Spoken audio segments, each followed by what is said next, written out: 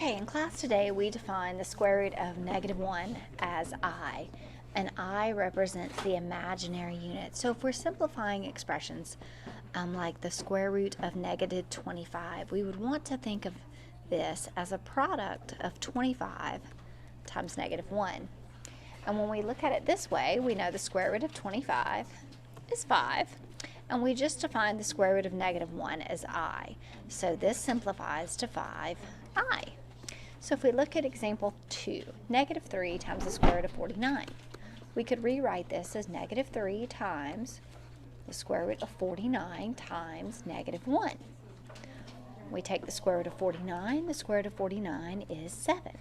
So this is -3 times 7 times, and we define the square root of -1 as I. So this simplifies to -21i. Example 3, square root of -40. We would break down -40 as 4 times 10 times -1. The square root of 4 is 2. The square root of -1 is I. We don't know the square root of 10, so it must stay under the radical. Okay, a complex number. Complex numbers contain a real number part and an imaginary part. And we always write complex numbers in A plus BI form, where A represents the real part and B represents the imaginary part. So in these examples, it says to simplify the following in A plus BI form.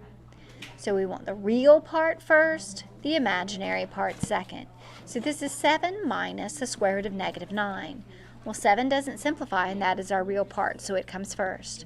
The square root of -9, because it's negative, we get the I, and the square root of 9 is 3. So this simplifies to the complex number 7 minus 3i. 7 is the real part, 3i is our imaginary part.